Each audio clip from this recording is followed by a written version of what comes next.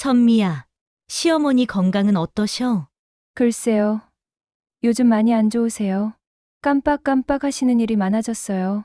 선미가 거짓말을 하고 있었어요. 저에게는 전혀 그런 증상이 없었는데도 말이에요. 아, 그럼 치매 초기 증상인가? 그런 것 같아요. 집에서도 이상한 행동을 자주 하시고, 저는 부엌에서 칼을 든 손이 떨리는 것을 느꼈어요. 하지만 계속 음식 준비를 이어갔습니다. 점심시간이 되자 더욱 충격적인 상황이 벌어졌어요. 모든 친척들이 식탁에 앉았는데 저만 빠져 있었습니다. 선미가 저를 부르더니 이렇게 말했어요. 어머니, 음식도 가져오시고 물도 따라주세요. 친척들 앞에서 저는 완전히 서빙하는 사람 취급을 받았어요. 그날 밤 저는 이미 결심했어요. 더 이상 참지 않기로 말이에요. 저는 완벽한 복수 계획을 세우기 시작했어요. 이제 더 이상 참지 않겠어요. 이제 진짜 게임이 시작됩니다. 과연 시어머니는 어떤 복수를 계획하고 계신 걸까요? 사연 시작하기 전에 무료로 할 수 있는 구독과 좋아요 부탁드립니다.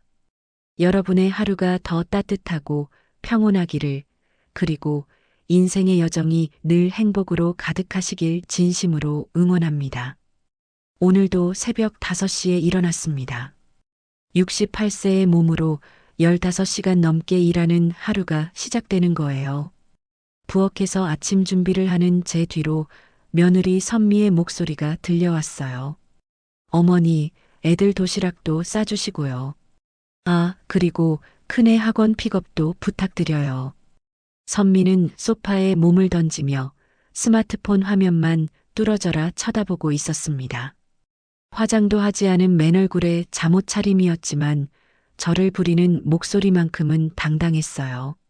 마치 저를 고용한 가정부를 대하듯 말이에요. 저는 묵묵히 고개를 끄덕였습니다. 아침 7시 손자 준호와 민지를 깨우러 갔어요. 9살, 7살 아이들은 할머니가 깨워주는 것을 당연하게 여기고 있었습니다. 할머니, 옷 입혀줘요. 준호가 침대에 누운 채로 말했어요. 제가 옷을 갈아입혀주는 동안 아이는 게임기만 들여다보고 있었습니다. 민지도 마찬가지였어요. 이 아이들에게 할머니는 그저 자신들을 돌봐주는 하인 정도로 인식되고 있는 것 같았어요. 할머니는 우리 가정부지? 어느 날 민지가 친구들에게 한 말이었습니다. 그 순간 제 가슴이 무너져 내리는 것 같았어요. 하지만 이것도 모두 기록해 두었습니다. 나중에 이 아이들이 할머니를 어떻게 대했는지 정확히 기억할 수 있도록 말이에요. 아침 식사를 차려놓고 아이들 간식까지 싸는 동안 며느리는 여전히 소파에서 일어나지 않았어요. 가끔 하품을 하며 스마트폰을 보다가 저를 힐끗 쳐다보는 정도였습니다. 마치 일하는 사람을 감시하는 고용주처럼 말이에요. 어머니, 설거지도 깨끗이 해주세요. 어제 그릇에 기름기가 남아있더라고요. 선미의 잔소리가 계속되었습니다. 하지만 정작 본인은 손가락 하나 까딱하지 않았어요. 저는 그저 응 알겠다라고 대답했습니다. 아들 민호는 어떨까요? 3년 전 사업 실패로 큰 빚을 지고 제 집으로 들어온 이후 그는 완전히 달라졌어요.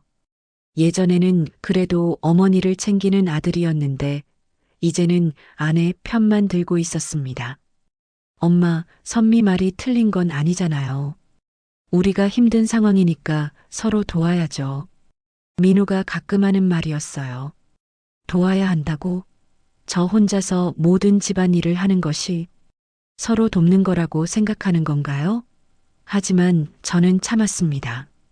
사실 이 모든 상황의 시작은 3년 전으로 거슬러 올라가요. 민호가 운영하던 작은 무역업체가 부도가 났을 때 선미는 처음엔 괜찮은 며느리인 척했어요. 시어머니에게 의지하겠다며 예의를 차리고 아이들 교육도 함께 고민하자고 했거든요. 하지만 시간이 지나면서 선미의 본 모습이 드러나기 시작했어요. 처음에는 집안일을 함께 하자고 하더니 점점 저에게만 떠넘기기 시작했습니다. 처음에는 어머니, 죄송해요. 제가 좀 몸이 안 좋아서라고 했는데 나중에는 아예 당연하다는 듯이 저를 부리기 시작했어요. 가장 충격적이었던 것은 선미가 친구들과 통화할 때 하는 말들이었어요. 저는 빨래를 널거나 청소를 하면서도 그 대화들을 모두 들었습니다. 언니, 진짜 편해. 시어머니가 애들까지 다 봐주니까 나는 그냥 놀기만 하면 돼. 용돈도 얼마 안 들여도 되고 10만 원이면 충분하더라고. 이런 말들을 들을 때마다 제 마음은 얼어붙었어요. 하지만 더 충격적인 것은 따로 있었습니다. 솔직히 유산이라도 있으면 모르겠는데 가진 거 하나도 없잖아. 이 말을 들은 순간 저는 결심했어요. 이 며느리에게 정확한 대가를 치르게 해주겠다고 말이에요. 하지만 성급하게 행동하면 안 되었어요. 충분한 증거를 모으고 완벽한 계획을 세워야 했거든요. 그래서 저는 더욱 완벽한 연기를 시작했습니다. 가난하고 의지할 곳 없는 시어머니 역할을 철저히 해냈어요. 아침 5시부터 밤 10시까지 쉬지 않고 일했습니다. 청소, 빨래, 설거지, 육아, 장보기, 심지어 선미의 개인적인 심부름까지 모든 것을 맡았어요. 장을 보러 갈 때도 마찬가지였어요. 선미는 장보기 목록을 적어주면서 어머니, 비싼 거 사지 마세요. 우리 형편이 어떤지 아시잖아요 라고 말했습니다. 하지만 정작 본인은 온라인 쇼핑몰에서 명품 가방과 옷을 주문하고 있었어요. 제가 한 달에 10만 원 용돈을 받는 동안 선미는 한 번 쇼핑에 수십만 원씩 썼습니다. 저는 이 며느리가 정확히 어떤 사람인지 확실히 알고 싶었어요. 혹시 제가 오해하고 있는 건 아닐까? 혹시 정말로 어려운 상황에서 어쩔 수 없이 그런 행동을 하는 건 아닐까 하는 생각도 있었어요. 하지만 3년 동안 지켜본 결과 선미는 그냥 본성이 그런 사람이었습니다. 자신보다 약한 사람은 철저히 이용하고 강한 사람 앞에서는 굽신거리는 사람이었어요. 저를 식모 취급하면서도 양심의 가책을 전혀 느끼지 않는 사람이었습니다. 가장 가슴 아팠던 순간은 손자들까지 그런 선미를 닮아가는 것을 볼 때였어요. 처음에는 할머니를 따랐던 아이들이 점점 엄마를 닮아 저를 하인처럼 대하기 시작했습니다. 할머니, 물 갖다 줘. 할머니, 내 방 치워줘. 할머니는 왜 이렇게 느려? 이런 말들을 들을 때마다 제 마음은 산산조각이 났어요. 하지만 이것도 모두 기록해 두었습니다. 나중에 이 아이들이 할머니를 어떻게 대했는지 정확히 기억시켜주기 위해서요. 저녁 시간이 되면 상황은 더욱 심해졌어요. 저 혼자서 저녁을 준비하는 동안 온 가족은 거실에서 TV를 보고 있었습니다. 밥을 차려놓으면 그제서야 식탁으로 와서 앉았어요. 어머니, 국이 좀 싱겁네요. 반찬이 어제와 똑같아요. 밥이 좀 설이 근 것 같은데요? 감사 인사는 한 번도 없었고 불평만 쏟아졌습니다. 저는 그때마다 미안해. 다음엔 더 신경 쓸게라고 대답했어요. 식사가 끝나면 당연히 설거지도 제 몫이었습니다. 온 가족이 거실에서 TV를 보며 웃고 떠드는 동안 저 혼자 부엌에서 설거지를 했어요. 그 시간이 하루 중 가장 외로운 시간이었습니다. 밤 10시가 되어서야 하루 일과가 끝났어요. 하지만 선미는 가끔 밤늦게 간식을 해달라거나 다음날 준비할 것들을 미리 해달라고 했습니다. 저는 그런 요구도 묵묵히 들어줬어요. 제 방으로 돌아가면 온몸이 쑤셨습니다. 68세의 나이에 하루 15시간씩 일하는 것이 얼마나 힘든지 아시겠어요? 하지만 저는 참았습니다. 이 모든 고통에는 분명한 목적이 있었거든요. 침대에 누워서 천장을 바라보며 생각했어요. 언제까지 이런 연기를 계속해야 할까? 언제쯤 이들에게 진실을 알려줘야 할까? 하지만 아직은 때가 아니었어요. 더 확실한 증거가 필요했고 더 완벽한 계획이 필요했습니다. 그날 밤도 선미의 목소리가 들려왔어요. 남편과 나누는 대화였습니다. 여보, 언제까지 어머니 모시고 살아야 해? 솔직히 이제 집만 되잖아. 이 말을 듣는 순간 저는 마침내 결심했습니다. 이제 정말로 끝낼 때가 되었다고 말이에요. 제가 정말로 한계를 느낀 건 선미가 저를 완전히 투명인간 취급하기 시작했을 때였어요. 3년째 접어들면서 그녀의 태도는 점점 더 노골적으로 변했습니다. 이제는 제가 듣고 있는 것조차 신경 쓰지 않았거든요. 어느 화요일 오후 선미는 평소보다 더 많은 친구들을 집으로 불렀어요. 저는 부엌에서 그들을 위한 차와 간식을 준비하고 있었는데 거실에서 들려오는 대화가 점점 심해졌습니다. 언니, 진짜 편해. 시어머니가 가정부보다 낫더라고. 월급도 안 줘도 되고. 선미의 목소리에는 자랑스러움까지 섞여 있었어요. 마치 좋은 물건을 싸게 샀다고 자랑하는 것 같았습니다. 어머, 정말? 그럼 너는 집에서 뭐 해? 그냥 놀지 뭐. 드라마 보고 쇼핑하고. 애들도 알아서 봐주니까 완전 자유야. 저는 차를 우리면서 손이 미세하게 떨리는 것을 느꼈어요. 하지만 표정만큼은 평상시와 똑같이 유지했습니다. 3년간의 연기는 이제 완벽했거든요. 와, 부러워. 근데 시어머니가 불평 안 해? 뭔 불평을 해? 깔 데도 없고 의지할 사람도 없는데. 여기서 쫓겨나면 길바닥에 나앉는 거잖아. 이 말을 듣는 순간 제 손에서 컵이 떨어질 뻔했어요. 하지만 간신히 붙잡고 계속 준비를 이어갔습니다. 선미의 친구들이 돌아간 후 상황은 더욱 심각해졌어요. 그날부터 선미는 저를 아예 하인으로 대하기 시작했습니다. 심지어 손자들 앞에서도 노골적으로 저를 무시했어요. 애들아, 할머니한테 얘기해. 할머니는 우리를 위해서 일하는 거야. 9살 준호와 7살 민지는 엄마의 말을 그대로 받아들였어요. 아이들에게 할머니는 이제 부릴 수 있는 대상이 되었습니다. 그날 저녁 저는 평소보다 30분 늦게 저녁을 차렸어요. 나이가 들면서 몸이 예전 같지 않았거든요. 하지만 선미의 반응은 예상을 뛰어넘었습니다. 어머니, 이게 뭐예요? 밥이 늦으면 미리 말씀해 주셔야죠. 애들 배고파해요. 그리고 아이들 앞에서 이런 말을 했어요. 애들아, 할머니가 게을러져서 밥이 늦었네. 할머니한테 빨리 해달라고 말해. 준호가 저를 보며 말했어요. 할머니, 빨리빨리 해요. 배고파요. 그 순간 제 가슴이 무너져 내리는 것 같았어요. 하지만 저는 여전히 웃으며 대답했습니다. 미안해, 준호야. 할머니가 빨리 할게. 다음 날부터 선미의 요구는 더욱 구체적이고 까다로워졌어요. 마치 저를 테스트하는 것 같았습니다. 어머니, 바닥 청소는 매일 해주세요. 그리고 화장실도 하루에 2번씩 닦아주시고요. 빨래는 따로따로 해주세요.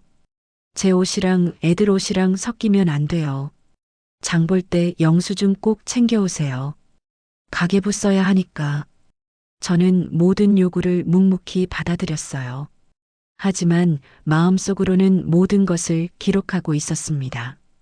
나중에 이 모든 것을 다 돌려줄 생각이었거든요.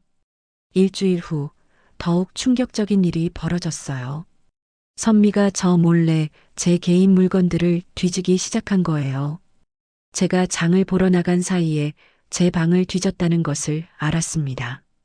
혹시 숨겨둔 돈이라도 있나 했는데 정말 아무것도 없네. 선미가 민호에게 하는 말을 들었어요.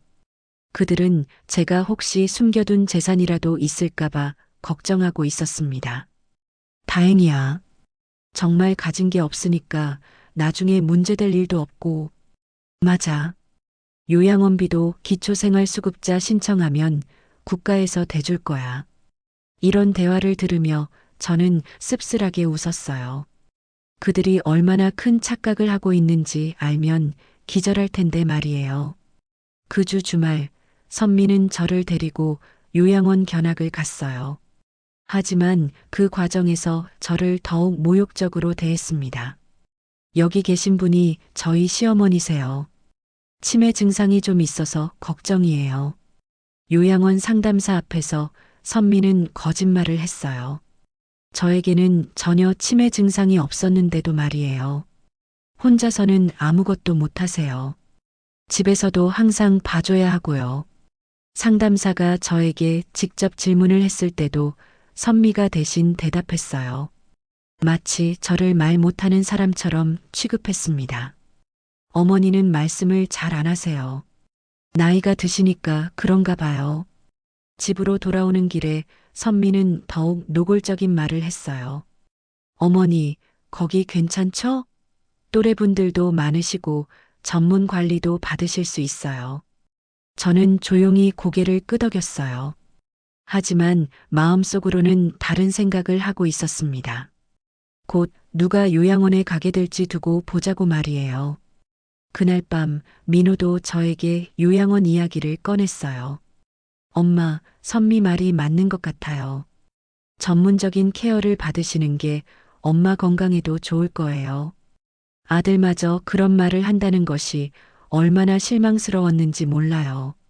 하지만 저는 이미 이런 상황을 예상하고 있었습니다. 그렇게 생각하면 그리해라. 제 대답은 담담했어요. 민호는 제가 순순히 받아들이는 모습을 보고 안도했습니다.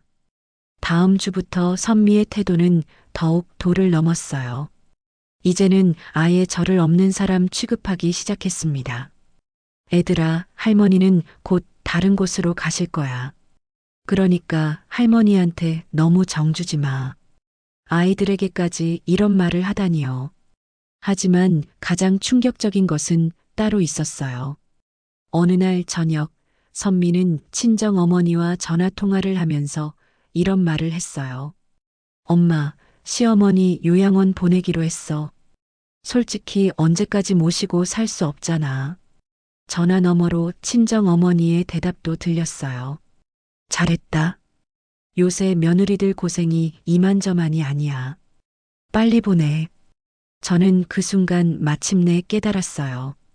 이 사람들에게 저는 그냥 짐일 뿐이라는 것을 말이에요. 그날 밤 저는 오랫동안 봉인해뒀던 서류함을 열었어요. 그 안에는 30년간 모아온 모든 재산 증명서들이 들어 있었습니다. 은행 잔고 증명서, 부동산 등기부등본, 주식잔고 확인서, 모든 서류를 확인한 후 저는 조용히 미소를 지었어요. 이제 정말로 끝낼 때가 되었다고 생각했습니다. 다음 날부터 저는 비밀리에 움직이기 시작했어요. 먼저 30년간 거래해온 은행에 전화를 걸었습니다. VIP 고객 상담 연결해 주세요. 제 목소리는 3년간 숨겨왔던 본래의 당당함을 되찾았어요. 은행에서는 즉시 전담 매니저를 배정해 주었습니다. 그 주 내내 저는 하루에 몇 시간씩 외출했어요. 선미는 제가 요양원 적응 훈련을 받으러 다닌다고 생각했지만 실제로는 완전히 다른 일을 하고 있었거든요. 부동산 중개사와 만나고 변호사와 상담하고 회계사와 재산 정리 방안을 논의했어요. 모든 것은 비밀리에 진행되었습니다. 3년간 모든 증거를 수집했으니까 이제 시작할 때가 되었네요. 변호사는 제가 가져온 녹음 파일들과 증거 자료들을 보며 고개를 끄덕였어요. 이 정도면 충분합니다. 언제든지 시작하세요. 집으로 돌아와서도 저는 여전히 순한 시어머니 연기를 계속했어요. 하지만 마음속으로는 모든 계획이 완성되어 가고 있었습니다. 마침내 그 결정적인 순간이 찾아왔어요. 추석을 일주일 앞둔 어느 날 선미가 친척들에게 전화를 걸어 이런 말을 했습니다. 이번 추석에 시어머니 요양원 가신다고 말씀하실지도 몰라요. 모두들 이해해 주세요. 그 통화를 들은 순간 저는 마침내 결심했어요. 추석이 바로 복수를 시작할 완벽한 타이밍이라고 말이에요. 선미야, 내가 나를 어떻게 대했는지 이제 모든 사람들이 알게 될 거야. 저는 마지막으로 서류함 속 잔고증명서를 확인했어요. 이제 정말로 게임이 시작될 때가 되었어요. 추석이 다가오면서 저는 어떤 일이 벌어질지 예감하고 있었어요. 선미가 친척들을 초대한다고 했을 때부터 불길한 느낌이 들었거든요. 하지만 설마 그들이 친척들 앞에서까지 저를 모욕할 줄은 몰랐습니다. 추석 당일 아침, 저는 새벽 4시부터 일어나 준비를 시작했어요.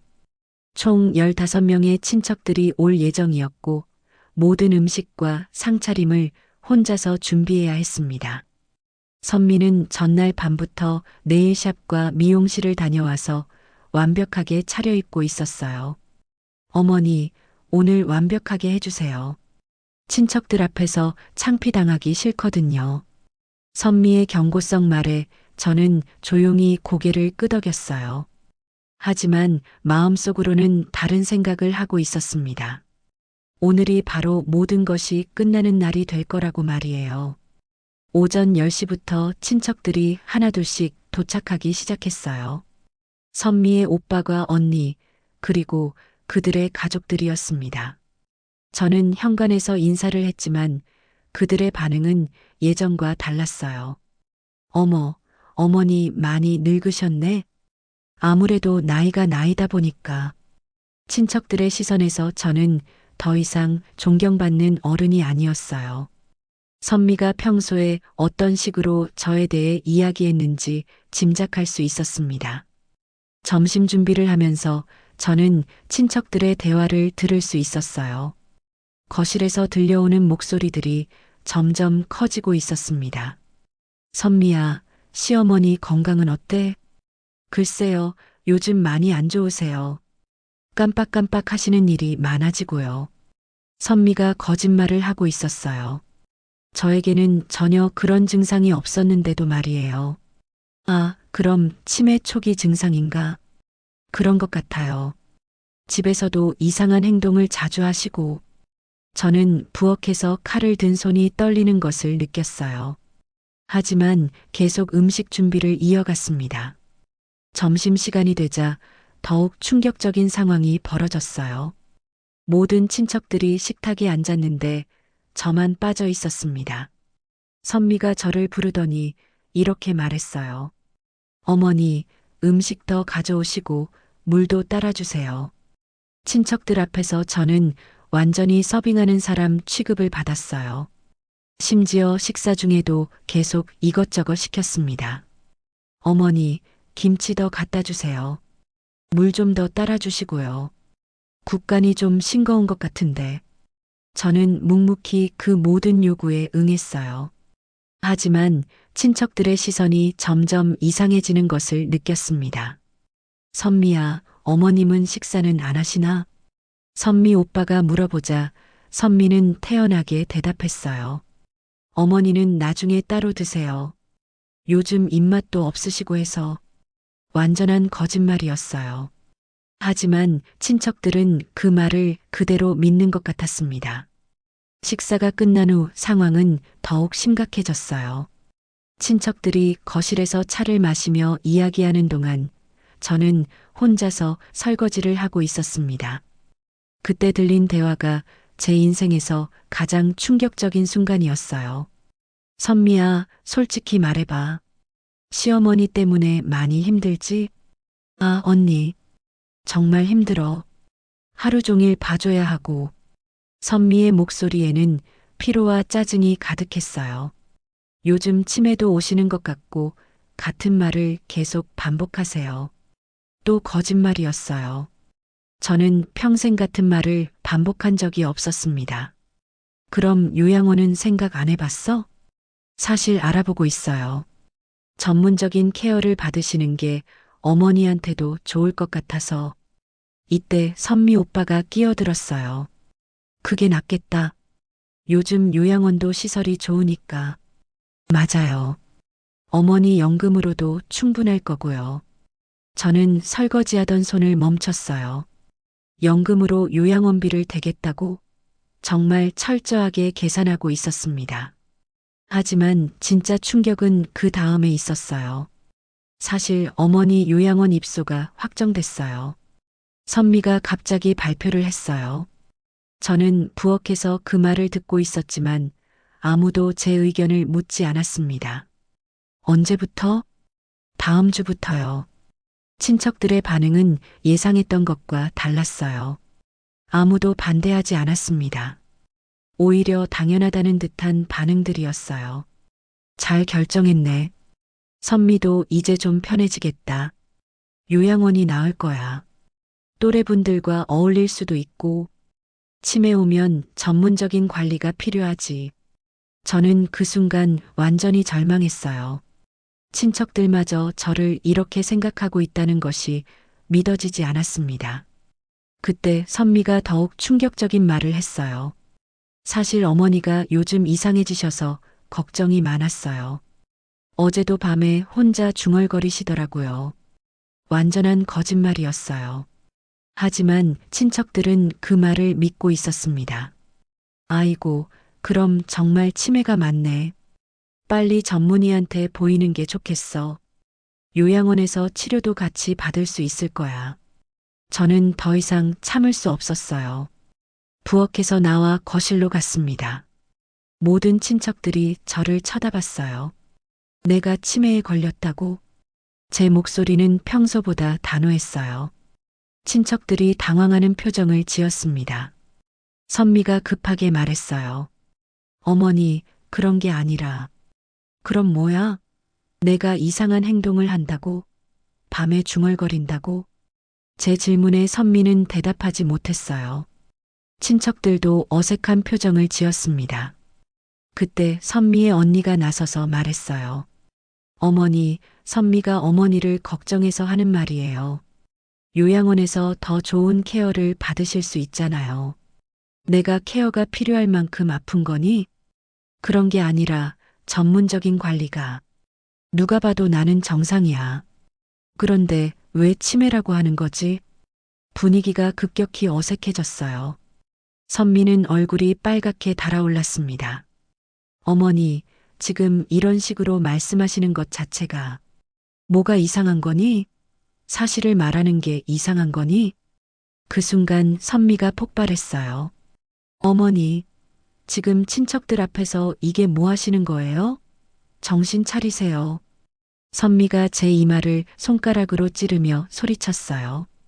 친척들 앞에서 시어머니에게 그런 행동을 하다니요. 이것 봐요. 이런 식이에요. 요즘 계속 이러세요. 하지만 친척들의 표정은 오히려 선미를 이상하게 바라보고 있었어요. 아무리 그래도 시어머니에게 그럴 수는 없다는 표정들이었습니다. 저는 그 순간 차분하게 말했어요. 친척 여러분, 3년 동안 제가 이 집에서 어떻게 살았는지 아시나요? 선미가 급하게 끼어들었어요. 어머니, 그만하세요. 하지만 저는 계속했어요. 매일 새벽 5시에 일어나서 밤 10시까지 일하면서 월 10만 원을 받았어요. 그것도 용돈이라고 감사하라고 하면서요.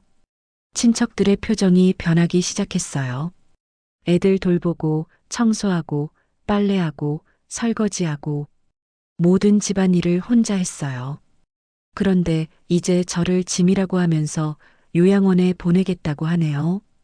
선미 오빠가 선미를 바라보며 물었어요. 선미야, 이게 사실이야?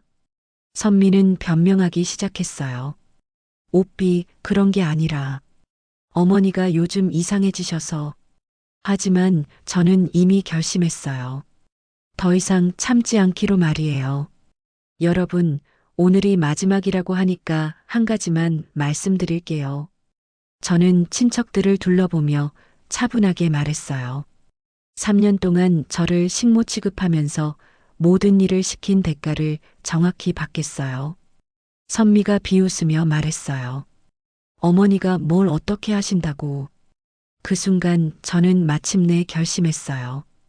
이제 정말로 끝낼 때가 되었다고 말이에요. 친척들이 돌아간 후 저는 제 방으로 들어가 30년간 봉인해둔 서류함을 열었어요. 그 안에는 남편이 남긴 유산과 제가 평생 모은 재산의 모든 증명서들이 들어 있었습니다. 은행 잔고 증명서를 확인하는 순간 제 입가에 차가운 미소가 번졌어요. 200억 3,247만 원. 강남 건물 2채, 아파트 5채, 주식 60억 원. 선미야, 내가 나를 어떻게 대했는지 이제 정확히 보여주마. 그날 밤 저는 완벽한 복수 계획을 세우기 시작했어요. 30년간 숨겨온 재산으로 이들에게 정확한 교육을 시켜줄 생각이었습니다. 더 이상 참지 않겠어요. 이제 진짜 게임이 시작됩니다. 추석이 끝난 다음 날부터 저는 30년간 묵혀둔 비밀을 하나씩 꺼내기 시작했어요. 가장 먼저 해야 할 일은 제 재산 현황을 정확히 파악하는 것이었습니다. 선미는 저를 요양원에 보낼 준비로 바쁘다며 제 외출에 별다른 관심을 두지 않았어요. 첫 번째로 방문한 곳은 30년간 거래해온 KB국민은행 강남지점이었습니다. 로비에 들어서자마자 안내 직원이 저를 알아봤어요. 어머님, 오랜만입니다. VIP 라운지로 안내해 드릴까요? 그 순간 주변에 있던 다른 고객들이 저를 쳐다봤어요. 68세의 평범해 보이는 할머니가 VIP 대접을 받는 모습이 신기했나 봅니다. 전담 매니저 김 과장이 직접 나와서 저를 맞이했어요. 그는 제가 20년 넘게 관리받고 있는 고객이라며 극진히 대해주었습니다. 어머님, 오늘은 어떤 업무로 오셨나요? 전체 자산 현황을 정리해서 보여주세요. 그리고 부동산 매각과 주식 정리에 대해서도 상담받고 싶어요. 김 과장의 표정이 진지해졌어요. 제 요청이 보통 일이 아니라는 것을 알았거든요. 30분 후 나온 자산 현황표를 보는 순간 저 자신도 놀랐어요. 30년 전 남편이 사둔 강남 땅이 어마어마하게 불어나 있었습니다. 당시 1억이었던 땅이 지금은 50억이 넘는 가치를 가지고 있었어요. 현재 부동산 시가총액이 82억 원 정도 됩니다. 주식 포트폴리오는 63억 원이고요. 김 과장이 차근차근 설명해 주었어요. 예금과 적금을 포함한 현금성 자산까지 합치면 총 154억 원이었습니다. 제가 알고 있던 것보다 훨씬 많았어요. 삼성전자 주식이 특히 많이 올랐네요. 30년 전에 매수하신 게 지금 20배 넘게 불어났습니다. 남편이 미래를 내다보고 투자한 것들이 모두 대박이 났어요. 하지만 저는 그 돈에 전혀 손을 대지 않았습니다. 남편과의 약속 때문이었어요. 부동산 일부를 매각하시려는 이유가 있으신가요? 김 과장의 질문에 저는 간단히 대답했어요. 개인적인 용도로 현금이 필요해요. 강남 건물 한 채만 매각하면 될 것 같은데요. 그 건물 현재 시가가 70억 원 정도 됩니다. 매각하시면 세금을 제외하고도 57억 정도는 현금으로 받으실 수 있어요. 저는 고개를 끄덕였어요. 57억이면 제가 계획하고 있는 모든 일을 충분히 할 수 있었습니다. 일주일 안에 처리 가능한가요? 물론입니다. 워낙 좋은 위치라서 바이어도 쉽게 찾을 수 있을 거예요. 은행에서 나온 후 저는 부동산 중개사무소로 향했어요. 30년간 거래해온 한성부동산의 대표도 저를 반갑게 맞아주었습니다. 어머님, 정말 오랜만이세요. 오늘은 무슨 일로 오셨나요? 테헤란로 건물 매각하려고 해요. 빠른 시일 내에 현금화가 필요해서요. 부동산 대표의 눈이 번쩍 뜨였어요. 그 건물은 워낙 유명한 곳이라서 매물로 나오기만 하면 금세 팔릴 거라고 했습니다. 3일 안에 계약 성사시켜 드릴 수 있어요. 현금 거래를 원하는 매수자들이 몇 명 있거든요. 저는 만족스럽게 고개를 끄덕였어요. 이제 자금 조달은 문제 없었습니다. 그 다음으로 찾아간 곳은 법무법인 정성이었어요. 30년간 저희 가족의 법적 업무를 담당해온 변호사 사무실이었습니다. 어머님, 어떤 일로 오셨는지요? 박 변호사는 제가 가져온 자료들을 보고 놀라는 표정을 지었어요. 3년간 녹음해둔 대화 내용들과 사진 자료들이었습니다. 이 정도면 노인학대 고발도 가능하고 정신적 피해 배상 청구도 할 수 있습니다. 하지만 저는 다른 계획을 가지고 있었어요. 법적 조치보다는 다른 방법을 생각하고 있어요. 그들이 저한테 한 일을 똑같이 되돌려주고 싶거든요. 박 변호사는 제 의도를 이해했어요. 그리고 제가 계획하고 있는 일들에 대해 법적 문제는 없다고 확신해 주었습니다. 이제 본격적인 조사 작업이 시작되었어요. 먼저 민호의 직장부터 알아봤습니다. 민호가 다니는 중소기업의 최대 거래처가 제가 지분을 가지고 있는 회사라는 사실을 확인했어요. 민호는 자신이 그 회사에서 일하고 있다는 것이 우연이라고 생각하고 있었지만 사실은 제가 3년 전부터 뒤에서 도와준 결과였습니다. 제가 지분을 가진 회사에 민호의 회사와 거래하라고 지시한 거였어요. 선미의 소비 패턴도 철저히 조사했어요. 그녀가 한 달에 쓰는 돈이 300만 원이 넘는다는 것을 알았습니다. 명품 가방, 옷, 화장품, 그리고 친구들과의 모임비까지 모든 돈이 민호명의 통장에서 나가고 있었는데 그 돈 역시 제가 매달 넣어주고 있었거든요. 가장 충격적이었던 것은 아이들의 교육비였어요. 준호와 민지가 다니는 학원비만 월 200만 원이 넘었습니다. 영어, 수학, 피아노, 태권도, 미술, 온갖 학원을 다니고 있었어요. 이 비용도 제가 대고 있었습니다. 심지어 그들이 살고 있는 집의 월세도 제가 내고 있었어요. 월 150만 원짜리 아파트였는데 민호는 자신이 벌어서 내는 줄 알고 있었습니다. 실제로는 제가 부동산 임대소득으로 충분히 감당할 수 있는 금액이었어요. 모든 조사를 마친 후 저는 치밀한 계획을 세우기 시작했어요. 가장 먼저 할 일은 그들의 경제적 기반을 차단하는 것이었습니다. 민호의 직장부터 시작하기로 했어요. 제가 지분을 가진 회사에 전화를 걸어 거래 중단을 지시했습니다. 30년간 투자해온 대주주로서 충분한 발언권이 있었거든요. 다음 달부터 그 회사와의 거래를 모두 중단해 주세요. 이유를 물어봐도 될까요? 개인적인 사정입니다. 대신 더 좋은 조건의 회사를 소개해 드릴게요. 이렇게 하면 민호의 회사는 최대 거래처를 잃게 되고 결국 직원 구조 조정이 불가피해질 거였어요. 다음으로는 집 문제였어요. 사실 그들이 살고 있는 아파트도 제 소유였습니다. 30년 전 투자해둔 부동산 중 하나였는데 민호는 그 사실을 모르고 있었어요. 부동산 관리사무소에 연락해서 임대계약 해지 통보를 준비했어요. 법적으로 문제없이 처리할 수 있는 방법들을 찾아봤습니다. 가장 신중하게 처리해야 할 부분은 손자들 문제였어요.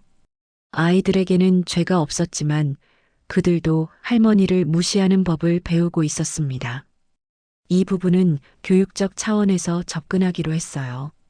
며칠간 계획을 세우면서 저는 집에서는 여전히 순한 시어머니 연기를 계속했어요. 선미는 제가 외출하는 것을 요양원 적응 훈련이라고 생각하며 오히려 좋아했습니다. 어머니, 요양원 견학 어떠셨어요? 빨리 적응하셔야죠. 선미의 말에 저는 조용히 미소 지으며 대답했어요. 곧 모든 게 정리될 거다. 그녀는 제 말을 요양원 입소 준비가 끝나간다는 뜻으로 이해했지만 실제로는 완전히 다른 의미였거든요. 일주일 후 강남 건물 매각이 성사되었어요.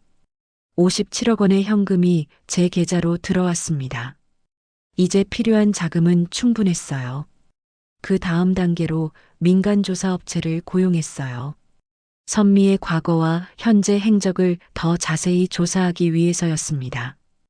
혹시 다른 비밀이 있을지도 모르거든요. 조사 결과는 예상보다 더 충격적이었어요. 선미가 결혼 전부터 남자 관계가 복잡했다는 것을 알았습니다. 심지어 결혼 후에도 의심스러운 만남들이 있었어요. 더욱 놀라운 것은 선미가 시어머니 재산에 대해 나름대로 조사를 했었다는 사실이었어요. 하지만 제가 워낙 철저히 숨겨왔기 때문에 아무것도 찾지 못했었습니다. 모든 준비가 완료된 후 저는 마지막으로 가족 각자에게 보낼 편지를 썼어요. 그들이 저에게 어떤 짓을 했는지, 그리고 앞으로 어떤 일이 벌어질지 상세히 적었습니다. 특히 손자들에게는 할머니가 왜 이런 선택을 하게 되었는지 나중에 이해할 수 있도록 자세히 설명했어요. 아이들만큼은 올바른 가치관을 가지고 자라야 했거든요. 모든 계획이 완성되자 저는 마침내 실행에 옮길 준비를 마쳤어요. 30년간 숨겨온 힘을 이제 보여줄 때가 된 거였습니다.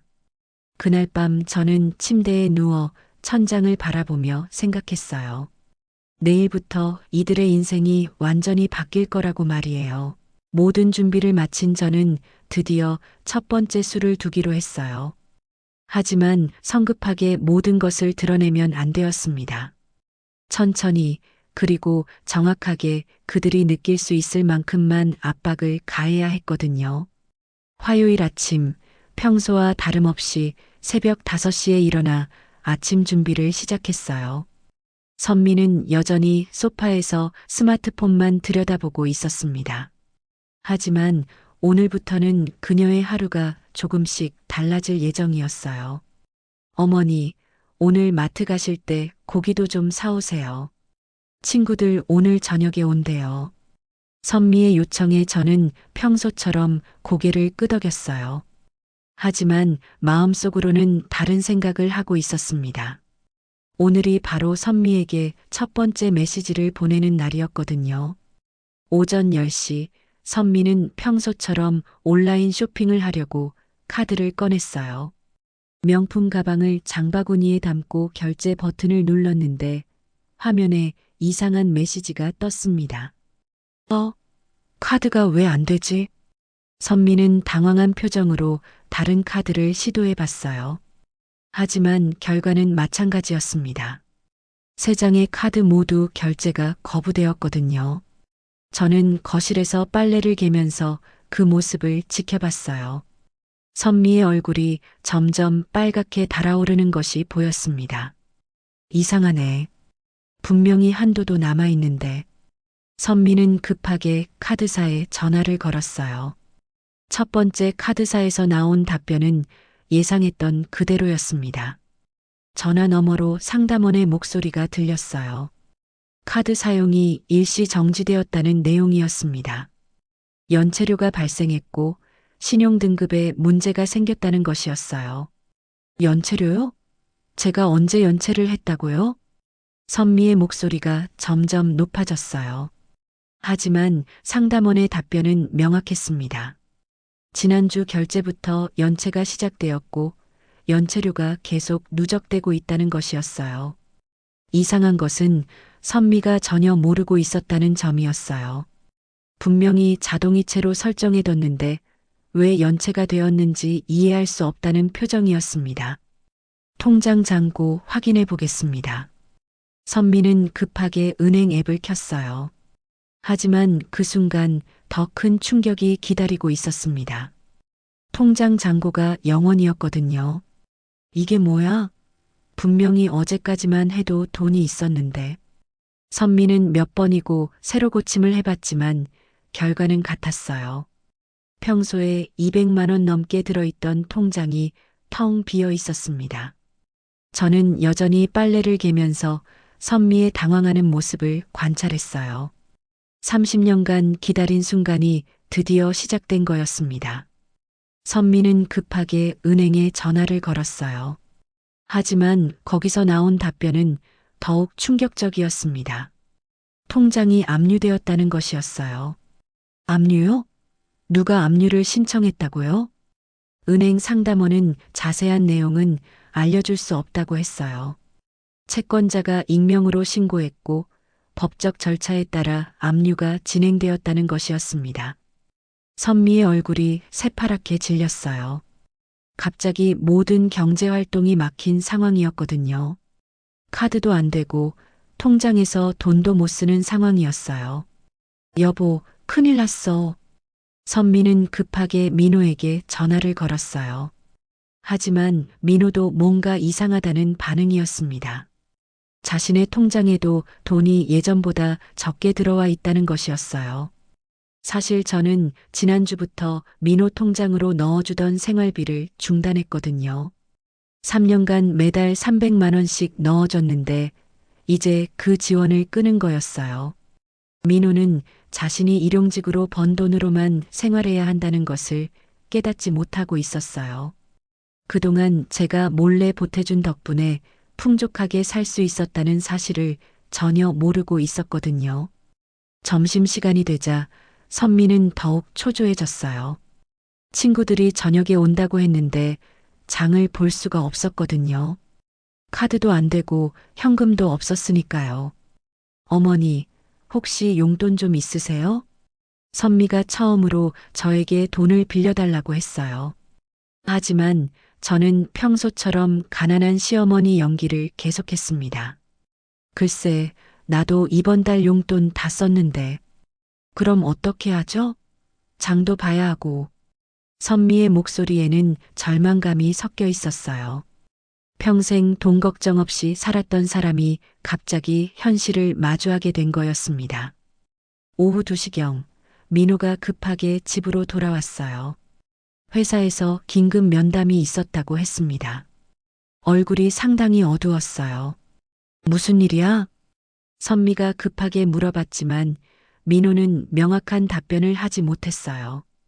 회사 최대 거래처에서 갑자기 계약을 해지했다는 것이었습니다. 이유를 말해줬어?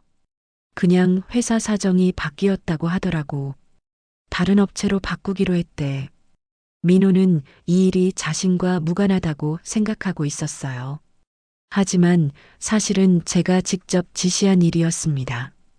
제가 지분을 가진 회사에서 민호의 회사와 거래를 중단하라고 했거든요. 그럼 회사는 어떻게 되는 거야? 글쎄, 매출의 60%가 그 거래처였으니까 구조조정이 불가피할 것 같아. 민호의 말에 선미의 얼굴이 더욱 어두워졌어요. 남편 직장도 위험하고 자신은 경제활동이 막힌 상황이었거든요. 그날 저녁 선미는 친구들에게 모임을 취소한다고 연락했어요. 장을 볼 수도 없고 집에서 대접할 형편도 안 되었거든요. 미안해, 갑자기 집안 사정이 생겨서. 선미의 변명을 들으며 저는 속으로 미소를 지었어요. 3년간 저를 식모 취급했던 사람이 이제 자신의 처지를 변명하고 있었거든요. 밤 9시경 더 큰 충격이 기다리고 있었어요. 집주인이라고 하는 사람에게서 전화가 온 거였습니다. 임대계약 관련해서 중요한 이야기가 있습니다. 내일 오전에 사무실로 나와주세요. 민호는 무슨 일인지 알 수 없다는 표정이었어요. 임대료는 항상 정상적으로 냈는데 왜 갑자기 연락이 왔는지 이해할 수 없었거든요. 사실 그들이 살고 있는 아파트는 제 소유였어요. 30년 전 투자해둔 부동산 중 하나였는데 복잡한 명의 변경을 통해 민호는 그 사실을 모르고 있었습니다. 저는 부동산 관리사무소에 지시해서 임대계약 조건을 변경하라고 했거든요. 임대료를 2배로 올리든지 아니면 계약을 해지하든지 선택하라는 것이었어요. 그날 밤 민호와 선미는 거실에서 심각한 대화를 나눴어요. 저는 제 방에서 그 소리를 모두 들었습니다. 이게 다 뭐야? 갑자기 모든 게 꼬이네. 회사도 위험하고 카드도 안 되고 집까지 문제가 생기면 어떻게 해? 그들은 이 모든 일이 우연의 일치라고 생각하고 있었어요. 하지만 사실은 모두 제가 계획한 일들이었습니다. 가장 중요한 것은 그들이 아직 저를 의심하지 않는다는 점이었어요. 68세의 가난한 시어머니가 이런 일을 할 수 있다고는 전혀 생각하지 못했거든요. 다음 날 아침 상황은 더욱 심각해졌어요. 민호가 회사에 갔다가 정식으로 해고 통보를 받고 돌아온 거였습니다. 정말 해고당했어. 구조조정 대상 1순위래. 민호의 말에 선미는 완전히 패닉 상태가 되었어요. 남편은 실직하고 자신은 경제활동이 막힌 상황에서 앞으로 어떻게 살아야 할지 막막했거든요. 임대료도 2배로 올린대. 아니면 한 달 안에 나가라고 하고. 부동산 사무실에서 돌아온 민호의 말에 선미는 주저앉았어요. 현재 월세 150만 원도 부담스러운데 300만 원은 절대 감당할 수 없었거든요. 그들은 이제 진짜 절망적인 상황에 처했어요. 하지만 저는 여전히 평상시와 똑같이 행동했습니다. 무슨 일 있니? 제 질문에 선미는 처음으로 저에게 솔직하게 털어놨어요. 카드가 막히고 통장이 압류되고 민호가 실직했다는 것까지 모든 상황을 설명했습니다. 어머니는 이런 일 겪어보신 적 있으세요? 선미가 처음으로 저에게 조언을 구했어요. 하지만 저는 여전히 아무것도 모르는 척했습니다. 글쎄, 나는 그런 복잡한 일은 잘 모르겠어. 그날 밤 저는 침대에 누워 만족스러운 미소를 지었어요. 첫 번째 단계가 성공적으로 진행되고 있었습니다. 3년간 저를 무시했던 사람들이 이제 현실을 마주하기 시작했거든요. 하지만 이건 시작에 불과했어요. 진짜 복수는 이제부터였습니다. 첫 번째 경고장의 효과가 나타나기 시작한 지 일주일 후, 저는 본격적인 복수의 2번째 단계로 접어들었어요. 이제는 단순한 경고가 아니라 그들의 삶을 완전히 뒤흔들어 놓을 차례였습니다.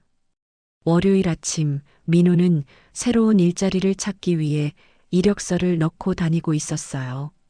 하지만 그가 모르는 사실이 하나 있었습니다. 제가 30년간 쌓아온 인맥이 이 업계에 얼마나 광범위하게 퍼져 있는지를 말이에요. 저는 조용히 몇 군데 회사에 전화를 걸었어요. 직접적으로 방해하라고 하지는 않았습니다. 다만 민호라는 사람에 대해 신중하게 검토해달라고 부탁했을 뿐이에요. 30년간 비즈니스를 해온 사람의 한마디면 충분했거든요. 그 결과 민호는 면접을 봐도 계속 떨어지기 시작했어요. 분명히 자격 요건에 맞고 경험도 충분한데 왜 자꾸 탈락하는지 이해할 수 없었습니다. 이상해, 예전에는 이렇지 않았는데. 민호의 중얼거림을 들으며 저는 속으로 차가운 미소를 지었어요. 세상이 얼마나 좁은지, 그리고 인맥이 얼마나 중요한지 이제 깨닫게 될 거였습니다. 한편 선미의 상황은 더욱 심각해졌어요. 모든 카드가 막히고 통장이 압류된 상태에서 현금으로만 생활해야 했는데 손에 쥔 돈이 얼마 없었거든요. 더욱 충격적인 일은 그 다음 주에 벌어졌어요. 선미가 그동안 즐겨 다니던 헬스클럽에서 연락이 온 거였습니다. 회원권이 갑자기 해지되었다는 통보였어요. 해지요? 제가 언제 해지 신청을 했다고요? 하지만 헬스클럽 측의 답변은 명확했어요. 회원권 명의자가 직접 해지를 요청했다는 것이었습니다. 선미는 자신이 그런 신청을 한 적이 없다고 항변했지만 소용없었어요. 사실 그 헬스클럽 회원권도 제가 몰래 결제해주고 있었거든요. 선미 명의로 되어 있었지만 실제 결제는 제 계좌에서 나가고 있었습니다. 제가 결제를 중단하니까 자동으로 해지된 거였어요.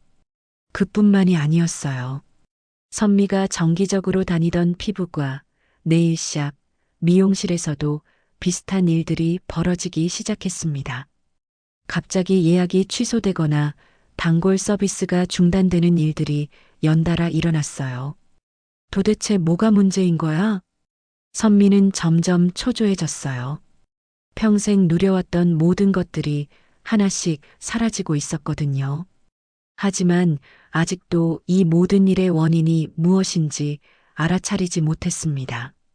더 큰 문제는 아이들 교육비였어요. 준호와 민지가 다니는 학원들에서 수강료 연체 통보가 날아오기 시작했습니다. 영어학원, 수학학원, 피아노학원, 모든 곳에서 비슷한 연락이 왔어요. 선미는 그제서야 깨달았어요. 그동안 자신이 생각했던 것보다 가계 지출이 훨씬 많았다는 것을 말이에요. 민호의 수입만으로는 도저히 감당할 수 없는 수준이었습니다. 여보, 우리가 한 달에 돈을 얼마나 쓰고 있었던 거야? 선미가 처음으로 가계부를 제대로 들여다봤어요. 그리고 충격적인 사실을 발견했습니다. 매달 지출이 500만 원이 넘었던 거예요. 이게 말이 돼? 당신 월급이 300만 원인데 어떻게 500만 원을 썼지? 민호도 이상하다는 표정을 지었어요. 분명히 통장에는 항상 여유가 있었는데 계산해보니 수지가 맞지 않았거든요. 그들은 아직도 몰랐어요. 지난 3년간 제가 매달 몰래 보태주고 있었다는 사실을 말이에요. 그 돈이 끊어지니까 이제야 현실을 마주하게 된 거였습니다. 상황이 심각해지자 선미는 친정에 도움을 요청했어요. 하지만 거기서도 예상치 못한 반응이 돌아왔습니다. 선미야, 우리도 요즘 어려워. 내 아버지 사업이 잘 안 되고 있거든. 선미의 친정에서도 도움을 받을 수 없었어요. 오히려 선미 가족의 상황을 부담스러워하는 분위기였습니다. 시어머니 모시고 사는 것도 힘들 텐데 돈까지 어려우면 어떻게 해? 친정어머니의 말에 선미는 더욱 절망적이 되었어요. 친정에서마저 냉담한 반응을 보이니까 갈 곳이 없었거든요. 그 무렵 더욱 심각한 문제가 터졌어요. 집주인 측에서 최종 통보가 온 거였습니다. 한 달 안에 나가지 않으면 강제퇴거 조치를 취하겠다는 내용이었어요. 강제퇴거라니. 이게 말이 돼? 민호는 부동산 사무실로 달려갔어요. 하지만 거기서 들은 이야기는 더욱 충격적이었습니다. 집주인이 바뀌었고 새 집주인이 직접 입주하기 위해 세입자를 내보내고 리모델링을 하려고 한다는 것이었어요. 사실 집주인은 바뀌지 않았어요. 처음부터 제가 집주인이었는데 복잡한 법인 구조를 통해 민호가 모르게 한 것뿐이었습니다. 이제 제가 직접 나서서 그들을 내보내려고 하는 거였어요. 다른 곳에서 집을 구해야 하는데. 하지만 민호는 실직 상태였고 선미는 신용불량 상태였어요. 새로운 전세나 월세 계약을 맺기가 거의 불가능한 상황이었습니다. 그들이 정말 절망적인 상황에 처했을 때 저는 마침내 두 번째 단계를 실행했어요. 이번에는 더욱 직접적인 방법이었습니다. 어느 날 오후 선미에게 택배가 하나 도착했어요. 보내는 사람 이름은 없었고 그냥 서류 봉투만 들어 있었습니다. 봉투 안에는 지난 3년간 선미가 저에게 한 모든 말들이 녹음된 CD와 그 내용을 텍스트로 정리한 문서가 들어 있었어요. 그리고 맨 아래에는 간단한 메시지가 적혀 있었습니다. 3년간의 기록입니다. 곧 더 많은 것들을 알게 될 거예요. 선미의 얼굴이 새파랗게 질렸어요. 자신이 시어머니에 대해 한 말들이 모두 녹음되어 있다는 것을 깨달았거든요. 이게 뭐야? 누가 이런 걸 보낸 거지? 선미는 당황했지만 아직도 저를 의심하지는 않았어요. 68세의 할머니가 이런 치밀한 일을 할 수 있다고는 생각하지 못했거든요. 하지만 의심의 씨앗은 심어졌어요. 선미는 그날부터 누군가 자신을 감시하고 있다는 불안감에 시달리기 시작했습니다. 며칠 후 더욱 구체적인 압박이 시작되었어요. 선미의 휴대폰으로 알 수 없는 번호에서 문자가 왔어요. 당신이 시어머니에게 한 일들을 모든 사람이 알게 될 겁니다. 선미는 공포에 질렸어요. 누군가 자신의 모든 행동을 지켜보고 있다는 것을 깨달았거든요. 그 무렵 손자들에게도 변화가 생기기 시작했어요. 학원에서 수강료를 못 내서 그만두게 되면서 아이들이 질문을 하기 시작했거든요. 엄마, 왜 학원 못 다녀요? 할머니는 왜 요양원 안 가요? 아이들의 순수한 질문들이 선미의 마음을 더욱 불안하게 만들었어요. 특히 민지가 한 말이 결정타였습니다. 엄마, 할머니가 우리보다 돈이 더 많은 것 같아요. 왜 그렇게 생각해? 할머니가 어제 은행에서 나오는 걸 봤는데 은행 아저씨가 할머니한테 인사하더라고요. 선미는 그 순간 등골이 오싹해지는 것을 느꼈어요. 혹시 자신이 놓친 것이 있는 건 아닐까 하는 의심이 들기 시작했거든요. 그날 밤 선미는 처음으로 저를 유심히 관찰하기 시작했어요. 평소에는 전혀 신경 쓰지 않았던 제 행동들을 자세히 보려고 했습니다. 하지만 저는 이미 3년간 연기를 해온 베테랑이었어요. 선미의 시선을 느끼면서도 전혀 흔들리지 않고 평소와 똑같이 행동했습니다. 어머니, 요즘 어디 나가시는 일이 많으시네요? 선미가 조심스럽게 물어봤어요. 하지만 제 대답은 여전히 일관성 있었습니다. 요양원 준비하느라 이것저것 알아보고 있어.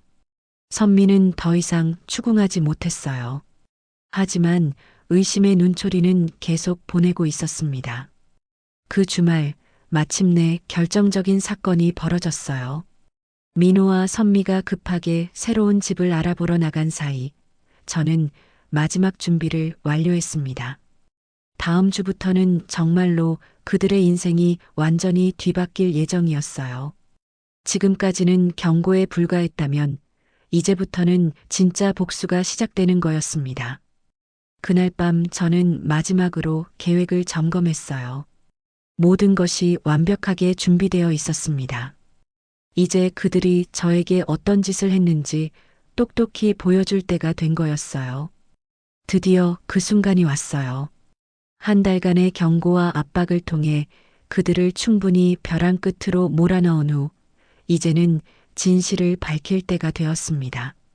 저는 더 이상 가난하고 무력한 시어머니 연기를 계속할 필요가 없었어요. 화요일 저녁 민호와 선미가 집 문제로 심각한 대화를 나누고 있을 때 저는 거실로 나갔어요. 평소와는 완전히 다른 모습이었습니다. 등이 꼿꼿하고 눈빛이 예리했어요. 3년간 숨겨왔던 본래의 당당함이 드러났습니다. 가족회의를 해야겠다. 제 목소리는 평소와 달랐어요. 떨리고 약한 목소리가 아니라 단호하고 확신에 찬 목소리였습니다. 민호와 선미는 갑작스러운 변화에 당황했어요. 저는 서재에서 준비해둔 서류 가방을 가져왔어요. 그 안에는 30년간 모아온 모든 재산 증명서와 지난 3년간 수집한 증거 자료들이 들어 있었습니다. 잠깐 준호랑 민지도 불러라. 아이들도 들어야 할 이야기니까. 선미가 당황하며 물었어요. 어머니, 갑자기 무슨... 조용히 하고 아이들 불러라. 제 단호한 말투에 선미는 더 이상 반박하지 못했어요. 손자들이 거실로 나온 후 저는 마침내 서류 가방을 열었습니다. 첫 번째로 꺼낸 것은 은행 잔고증명서였어요. 200억 3,247만 원이라는 숫자가 선명하게 찍혀 있었습니다. 종이를 식탁 위에 올려놓는 순간 온 가족이 입을 다물지 못했어요. 이게 뭐예요? 선미의 떨리는 목소리가 들렸지만 저는 대답하지 않고 계속해서 서류들을 꺼냈어요. 강남 빌딩 등기부등본, 아파트 소유권 증명서, 주식잔고 확인서, 모든 것이 제 명의로 되어 있었습니다. 어머니, 이게 대체 뭔가요? 민호가 떨리는 목소리로 물었지만 저는 여전히 침묵을 지켰어요. 마지막으로 꺼낸 것은 지난 3년간 녹음한 대화 내용들과 사진 자료들이었습니다. 3년간 모든 걸 기록했다. 저는 드디어 입을 열었어요. 선미가 나한테 한 모든 말, 모든 행동을 다 기록해뒀다. 선미의 얼굴이 새파랗게 질렸어요.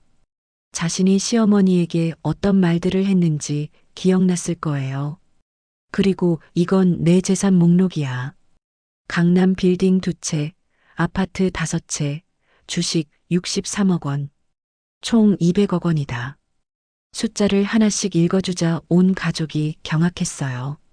특히 선미는 믿을 수 없다는 표정으로 서류들을 뒤적거렸습니다. 이게 진짜예요? 30년 전 민호 아버지가 사둔 땅과 주식이 복리로 불어난 거다. 그리고 내가 평생 모은 돈까지 합쳐서 저는 차분하게 설명했어요. 그런데 왜 지금까지 숨기셨어요? 민호의 질문에 저는 냉소적으로 웃었어요. 숨긴 게 아니라 테스트한 거다. 며느리가 정말 어떤 사람인지 확인하고 싶었거든요. 그리고 가장 충격적인 진실을 폭로했어요.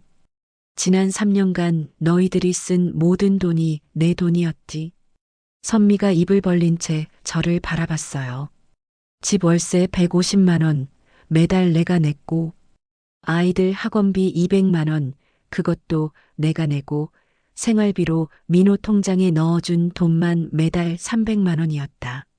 민호는 그제서야 깨달았어요.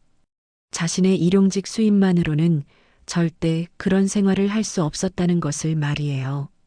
선미 헬스클럽 회원권, 피부과 비용, 네일샵 비용, 모든 게 내가 준 돈에서 결제되고 있었고, 선미의 얼굴이 창백해졌어요.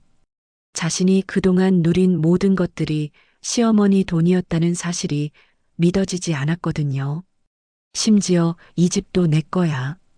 가장 결정적인 폭로였어요. 등기부등본을 보여주며 설명했습니다. 30년 전에 투자해둔 부동산이야. 복잡한 법인 구조로 숨겨뒀지만 실제 소유주는 나야. 민호는 완전히 멘붕 상태가 되었어요. 자신이 집주인에게 월세를 내고 있다고 생각했는데 실제로는 어머니 집에서 공짜로 살고 있었던 거였어요. 민호 직장도 마찬가지다. 저는 계속해서 진실을 폭로했어요. 내가 지분을 가진 회사에서 거래를 늘려주라고 지시했거든. 그래서 3년간 안정적으로 일할 수 있었던 거고, 민호는 그제서야 알았어요. 자신의 모든 것이 어머니의 도움 덕분이었다는 것을 말이에요. 그런데 왜 갑자기라고? 저는 선미를 쳐다보며 차갑게 말했어요. 3년간 나를 월 10만 원 용돈 주면서 식모 취급하지 않았니? 선미는 아무 말도 할 수 없었어요. 매일 새벽 5시부터 밤 10시까지 일 시키면서 감사한 마음이 없었니? 제 목소리가 점점 차가워졌어요. 친척들 앞에서 나를 치매 걸린 짐짝 취급한 것도 기억이 안 나니? 선미는 그제서야 자신이 얼마나 큰 실수를 했는지 깨달았어요. 죽기만 기다린다고 한 말도 다 들었다. 유산도 없다고 비웃은 것도 기억하고, 저는 녹음기를 켜서 선미의 목소리를 들려줬어요. 그녀가 친구들과 통화하면서 저를 모욕한 내용들이었습니다. 어머니, 죄송합니다. 정말 몰랐어요. 선미가 무릎을 꿇으며 빌기 시작했지만 저는 차갑게 고개를 저었어요. 이제 와서 사과하면 뭘 하니? 3년 동안 기회는 충분히 줬다. 그리고 가장 중요한 선언을 했어요. 앞으로 모든 지원을 중단한다. 온 가족이 충격에 빠졌어요. 이 집에서 당장 나가고, 이제 진짜 혼자 살아봐라. 민호가 급하게 말했어요. 엄마, 다시 생각해 주세요.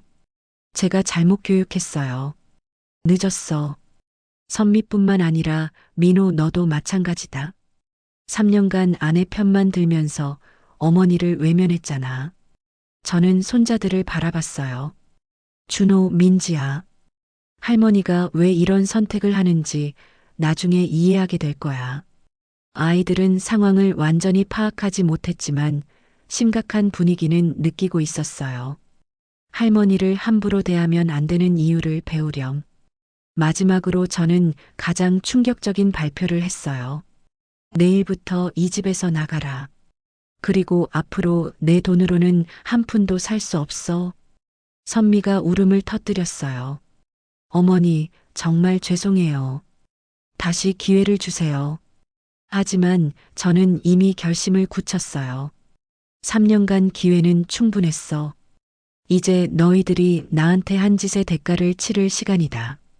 그날 밤 온 집안이 아수라장이 되었어요.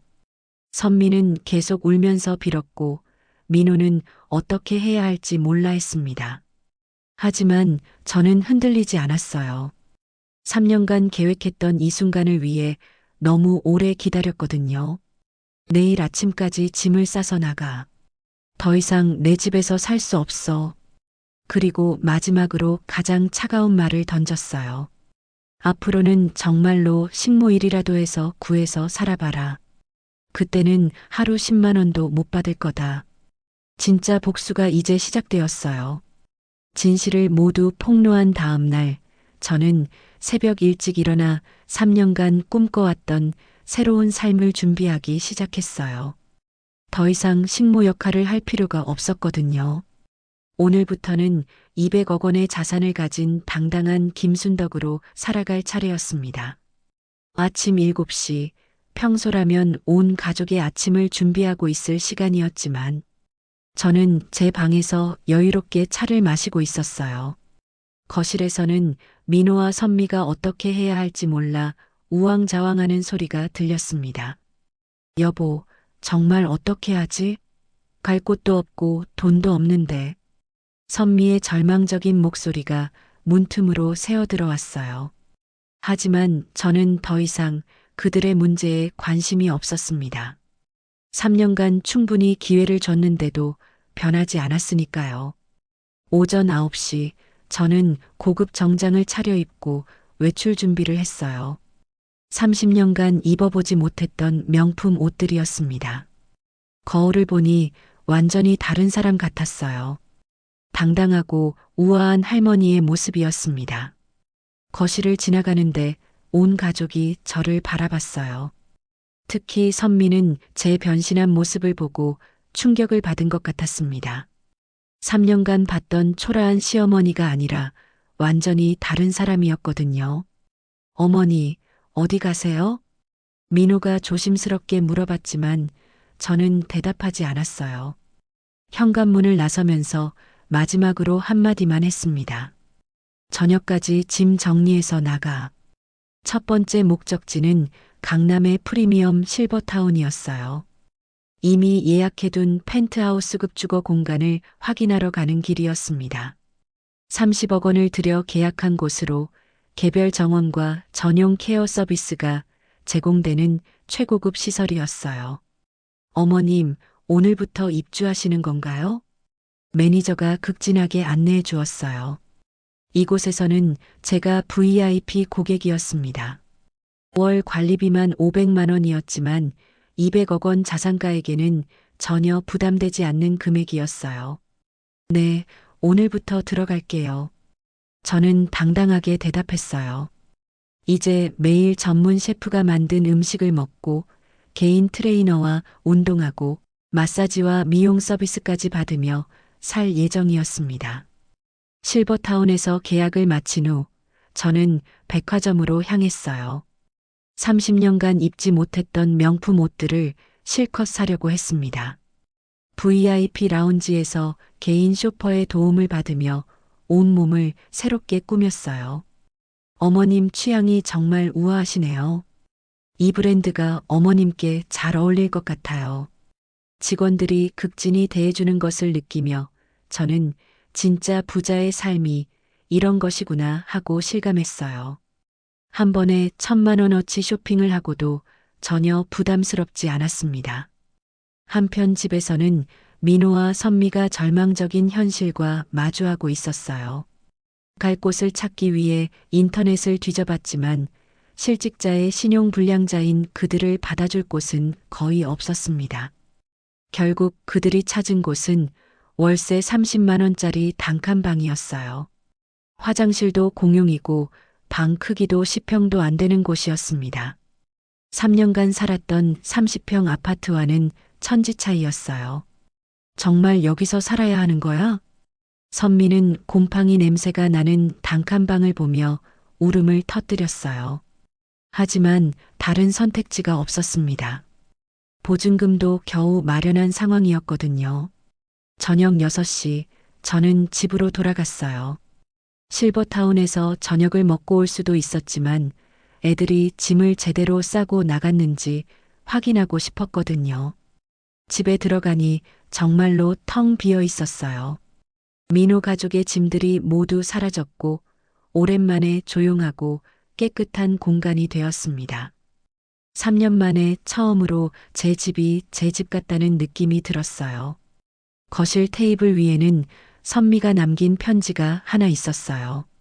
내용은 사과와 용서를 구하는 것이었지만 저는 읽고 바로 찢어버렸습니다. 이미 너무 늦었거든요. 그 다음 날부터 저는 본격적으로 새로운 삶을 시작했어요. 실버타운으로 이사한 후 첫 아침은 정말 달랐습니다. 누군가를 위해 새벽 5시에 일어날 필요가 없었고 제가 원하는 시간에 일어나서 제가 좋아하는 것들을 할 수 있었어요. 좋은 아침이에요, 어머님. 오늘 아침 메뉴는 연어 크로와상과 신선한 과일, 그리고 프리미엄 원두 커피입니다. 전담 케어 매니저가 정성스럽게 준비한 아침 식사를 받으며 저는 정말 행복했어요. 이런 대접을 받을 자격이 있는 사람이었는데 3년간 식모 취급을 받았다니 참 아이러니했습니다. 일주일 후 저는 민호 가족의 근황을 확인해 봤어요.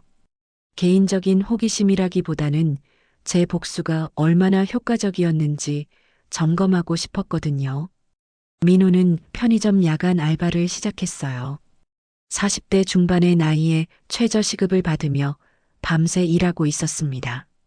예전에는 사무직으로 월 300만 원을 받았는데 이제는 한 달 풀타임으로 일해도 240만 원도 안 되는 돈을 벌고 있었어요. 선미는 더욱 비참했어요. 아침에는 청소 아줌마로, 저녁에는 식당 설거지로 일하고 있었습니다. 하루 12시간씩 일해도 월 120만 원 정도밖에 못 벌었어요. 예전에 한번 쇼핑에 쓰던 돈보다도 적었습니다. 가장 안타까운 것은 아이들이었어요. 준호와 민지는 모든 학원을 그만두고 방과 후에는 애들만 단칸방에서 시간을 보내야 했습니다. 부모가 모두 일하느라 돌봐줄 사람이 없었거든요. 하지만 저는 손자들만큼은 완전히 포기하지 않았어요. 아이들에게만은 교육의 기회를 주고 싶었습니다. 다만 조건이 있었어요. 한 달 후 저는 민호에게 연락을 했어요.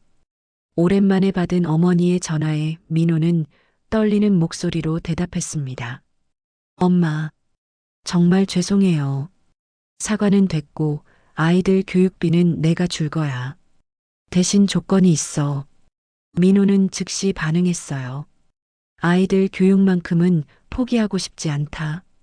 조건은 간단해. 한 달에 한 번 준호와 민지가 저를 찾아와서 할머니께 감사하는 마음을 배우는 시간을 갖는 것이었습니다.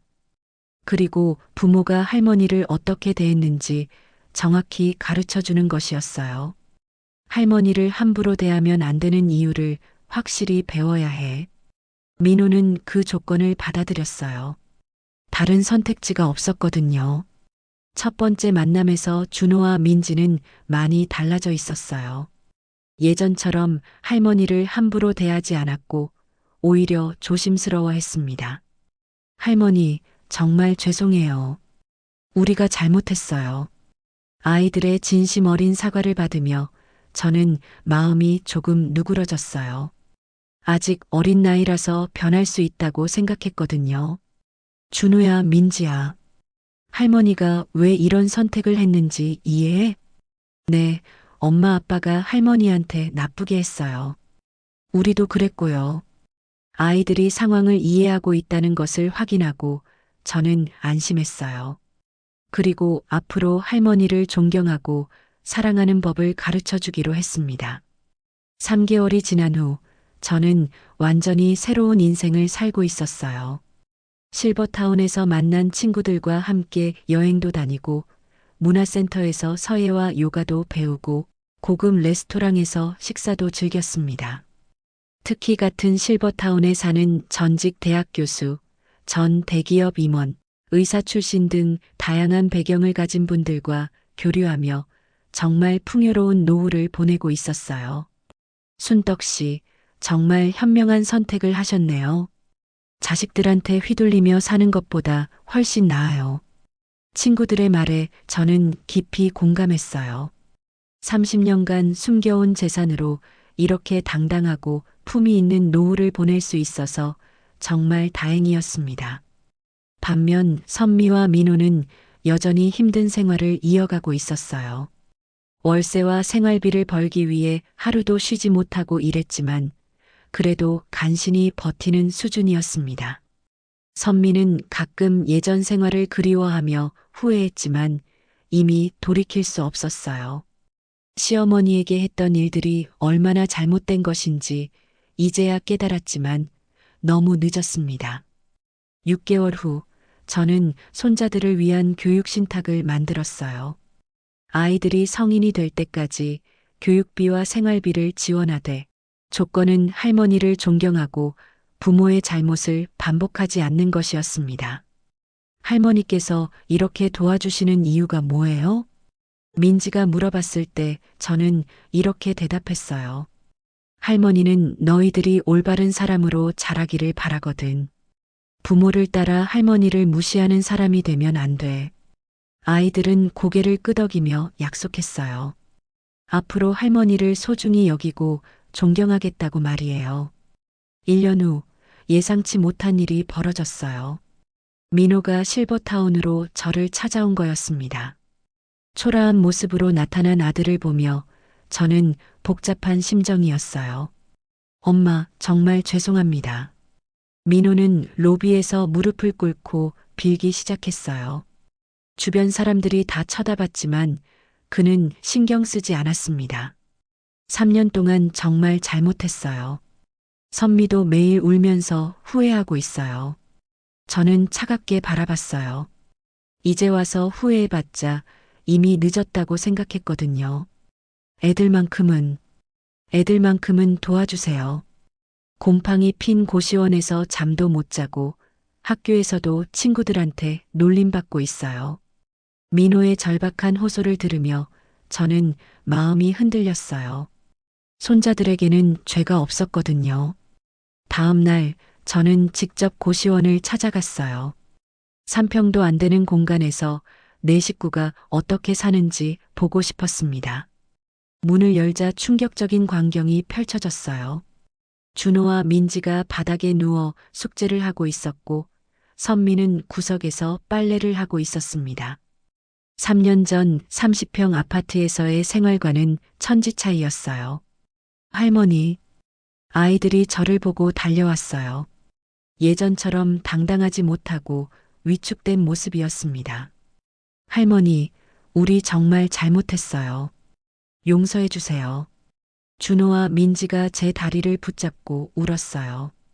그 모습을 보니 마음이 아팠습니다. 선미도 제 앞에 무릎을 꿇었어요. 어머니, 정말 죄송해요. 제가 얼마나 큰 실수를 했는지 이제야 깨달았어요. 그녀의 얼굴은 3년 전과 완전히 달랐어요. 교만했던 모습은 온데간데였고 진심으로 뉘우치는 표정이었습니다. 매일 하루 12시간씩 일하면서 깨달았어요. 어머니가 얼마나 힘드셨을지. 그런데 저는 감사하기는커녕 더 부려먹었죠. 선미는 눈물을 흘리며 계속 사과했어요. 어머니 덕분에 3년간 풍족하게 살았다는 것도 이제야 알았어요. 정말 죄송해요. 저는 잠시 고민했어요. 그들의 사과가 진심인지 아니면 어려운 상황 때문에 하는 말인지 판단해야 했거든요. 일주일간 더 지켜본 후 저는 결정을 내렸어요. 특히 아이들을 위해서는 최소한의 도움을 주기로 했습니다. 집은 구해줄게. 제 말에 온 가족이 놀랐어요. 하지만 조건이 있어. 24평짜리 전세집, 그것도 5년 계약으로만. 그리고 생활비는 절대 지원하지 않아. 민호가 급하게 고개를 끄덕였어요. 어머니, 감사해요. 정말 감사해요. 그리고 매주 토요일마다 아이들이 나한테 와서 나랑 같이 시간을 보내도록 해라. 선미도 눈물을 흘리며 동의했어요. 네, 어머니. 앞으로 아이들한테 어머니를 존경하라고 가르치겠어요. 한 달 후, 저는 수원의 24평짜리 아파트를 전세로 구해줬어요. 고시원보다는 훨씬 나았지만 예전에 살던 30평 집과는 비교할 수 없었습니다. 어머니, 정말 감사해요. 평생 잊지 않겠어요. 민호는 눈물을 흘리며 감사 인사를 했어요. 하지만 저는 단호하게 선을 그었습니다. 생활비는 절대 지원하지 않으니깐. 스스로 벌어서 살아야 한다. 그 후 민호와 선미는 정말 열심히 일했어요. 더 이상 저에게 의존하지 않고 자신들의 힘으로 살아가려고 노력했습니다. 선미는 이제 저를 볼 때마다 고개를 숙이고 인사했어요. 예전처럼 반말을 하거나 함부로 대하지 않았습니다. 어머님, 정말 죄송했어요. 앞으로는 절대 그런 실수하지 않겠어요. 매주 토요일마다 찾아오는 손자들도 완전히 달라져 있었어요. 할머니, 사랑해요. 예전에 할머니한테 나쁘게 해서 미안해요. 준호와 민지는 이제 진심으로 저를 존경하고 사랑했어요. 제가 얼마나 대단한 할머니인지 깨달았거든요. 저는 실버타운에서 편안하고 풍족한 삶을 즐기고 있어요. 정말 잘한 선택이었어요. 실버타운 친구들과 차를 마시며 저는 만족스러워했어요. 복수는 성공했고 그들도 진정으로 뉘우쳤으며 손자들은 올바른 가치관을 배우고 있었거든요. 진정한 승자는 마지막에 웃는 사람이었어요. 그리고 그 사람이 바로 저였습니다. 하지만 이제는 복수보다는 새로운 인생을 즐기는 것이 더 중요했어요. 가족이라고 해서 무조건 참을 필요는 없어요. 존중받을 자격이 있다면 당당하게 살아야죠. 제 말에 친구들이 고개를 끄덕였어요. 이제 저는 정말로 자유롭고 행복한 노후를 보내고 있었습니다. 오늘 이야기는 여기서 마무리됩니다. 김순덕 할머니의 이야기를 들으며 무엇을 느끼셨나요? 혹시 여러분 주변에도 당연하게 여기고 있는 분이 계시지는 않나요? 부모님, 시부모님 또는 묵묵히 가족을 위해 헌신하시는 분들 말이에요. 가족이라는 이름으로 누군가를 함부로 대해서는 안 된다는 것. 그리고 진정한 힘은 돈이 아니라 존중과 사랑에서 나온다는 것을요. 김순덕 할머니는 200억 원이라는 재산보다 더 큰 것을 보여주셨어요. 바로 인간의 존엄성과 자존감이 얼마나 소중한지를 말이죠. 선미가 만약 처음부터 시어머니를 진심으로 존중하고 감사했다면 그 200억 원은 결국 가족 모두의 것이 될 수도 있었을 거예요. 하지만 그녀는 탐욕과 교만으로 모든 것을 잃었습니다. 당신이 누군가에게 받는 작은 친절도 결코 당연한 게 아닙니다.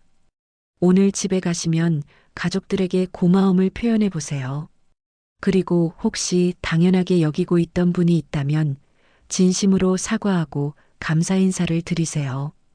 김순덕 할머니처럼 마지막에 웃는 사람이 되고 싶다면 먼저 다른 사람을 존중하는 사람이 되어야 합니다. 진정한 승자는 돈이 많은 사람이 아니라 사랑받고 존경받는 사람입니다. 오늘도 이 영상을 끝까지 들어주셔서 감사합니다. 여러분의 가정에 존중과 사랑이 가득하기를 바라며 다음에도 더 좋은 이야기로 찾아뵙겠습니다. 구독과 좋아요, 그리고 소중한 댓글 부탁드립니다. 감사합니다.